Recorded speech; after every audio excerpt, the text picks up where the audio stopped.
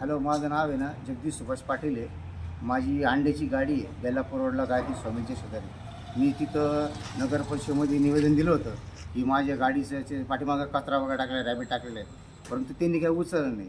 आता सध्याला काय आहे, मी माझे असे इकडून कांदे बिंदे गोळा करून करतो का, कारण ते गिऱ्हाईक जर होत नाही तर त्याच्यामुळे माझी परिस्थिती आर्थिक परिस्थिती बेकार झालेली आहे। ती इरिगेशन खात्यात चारी आहे, तिथून चारी गेलेली।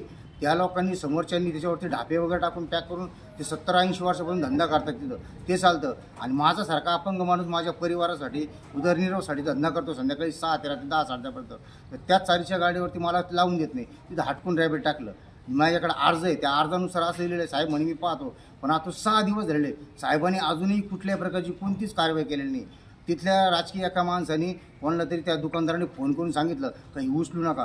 आलेली नगर परिषदेचा ट्रॅक्टर स्वतः लाल ट्रॅक्टर होतं। तिथल्या लोकांनी जे माझे हितचिंतक आहे त्यांनी सांगितलं, पाटील तू सांगितलेलं ट्रॅक्टर रिटर्न गेलेलं आहे। मी साहेबांकडे गेलो, साहेबांनी डायरेक्ट सांगितलं आपण नंतर पाहू म्हणे काय करायचं। त्याच्यानंतर काय झालं, आता मी काही करू शकत नाही, मी अपंग आहे। मी जर काही जास्त कमी झालं तर मी आत्महत्या करायच्या तयार आहे। मी करण का नाही सांगणार नाही, कारण मी मरण्याची स्थिती नाही, पण मला ते करायला लागलं तर मी करू शकतो, पण मी हारणार नाही। तुम्ही नाही केलं ना, मी रस्त्यावर भीक मागन। मग मी असं म्हणन, एक प्रांती आला आणि तिन्ही महाराष्ट्रातल्या माणसाला स्वतःला भीक मागायला लावली। मग आता तुम्ही ठरवा कसं करता।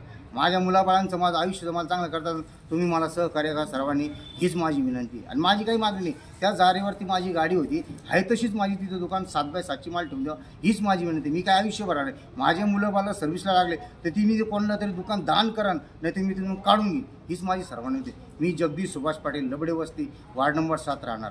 जय श्रीराम।